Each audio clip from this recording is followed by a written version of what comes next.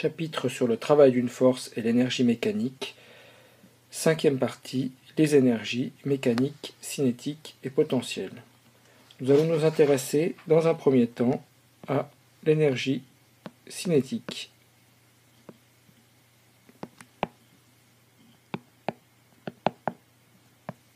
D'un système.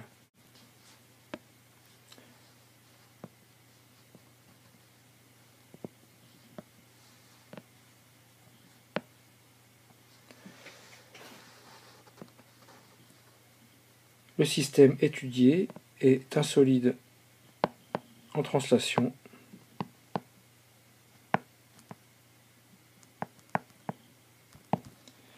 ou une masse ponctuelle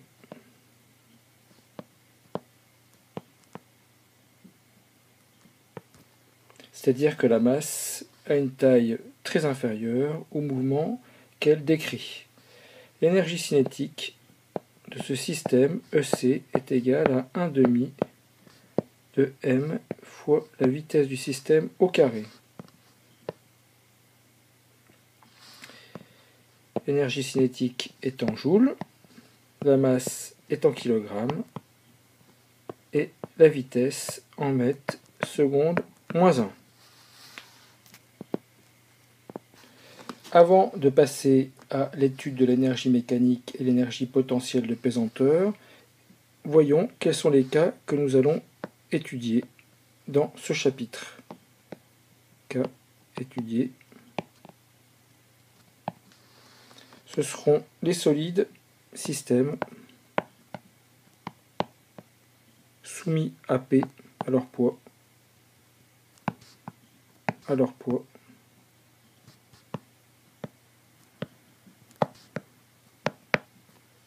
Les systèmes étudiés peuvent être également soumis à des forces perpendiculaires au mouvement. Par exemple, pour le pendule pesant, voici une esquisse du pendule avec l'objet massif au bout d'un fil. Donc, nous avons ici le poids qui s'exerce sur l'objet ainsi qu'une force ici de tension du fil. Cette force de tension du fil est perpendiculaire au mouvement. T est perpendiculaire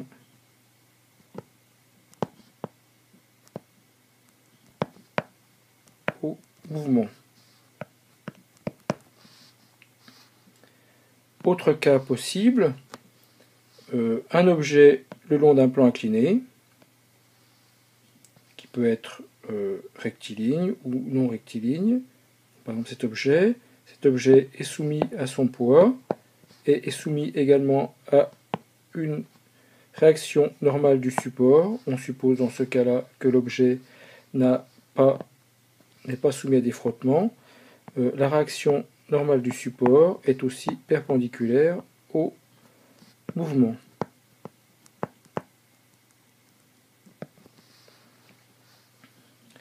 Bien sûr, le cas classique étudié pour l'énergie mécanique, c'est le cas d'une chute libre d'un objet, c'est-à-dire un objet qui n'est soumis qu'à son poids.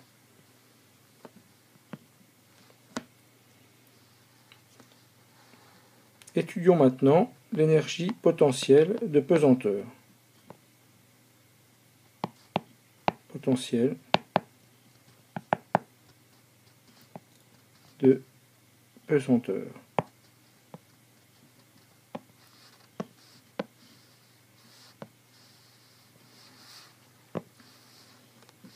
Cette énergie potentielle, notée EPP, à une altitude Z, est égale à M fois G fois Z, plus une constante qui correspond à l'énergie potentielle en 0, puisque quand Z égale 0, on a EPPZ égale EPP0. Les unités correspondant à cette équation, donc EPP est en joules, la masse est en kilogrammes, G est en mètres secondes moins 2, ou en newton kilogramme moins 1, et Z est en mètres.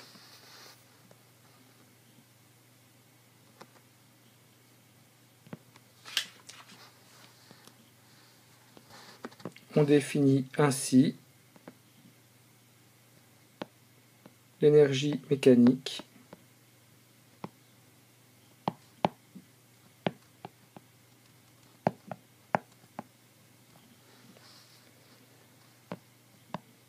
EM est égal à EPP plus EC pour un système étudié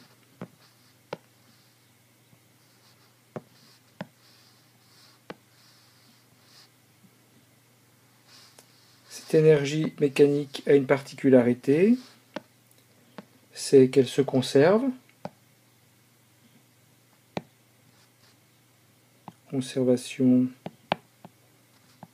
de l'énergie mécanique.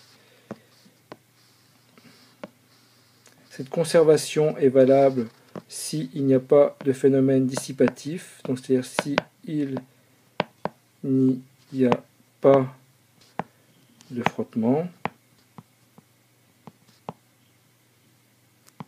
Alors, pendant le mouvement, EM est constante. C'est-à-dire que si on prend deux points, un point A et un point B du mouvement, où l'objet va se trouver à un instant donné, on va avoir EM en A est égal à EM en B.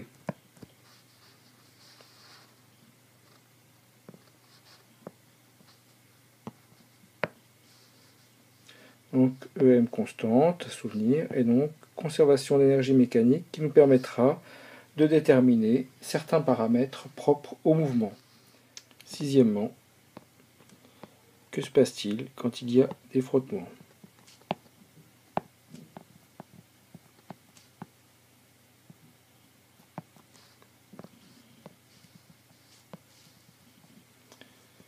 Donc si l'objet va d'un point A à un point B, prenons le cas par exemple d'un objet sur un plan incliné, l'énergie mécanique en B sera égale à l'énergie mécanique en A plus le travail entre A et B de la force de frottement. Sachant que le travail de la force de frottement est toujours résistant, puisqu'elle s'oppose au mouvement, qu'il est inférieur à 0. Donc ça veut dire que l'énergie mécanique en B est forcément inférieure à l'énergie mécanique en A, et que donc l'énergie mécanique diminue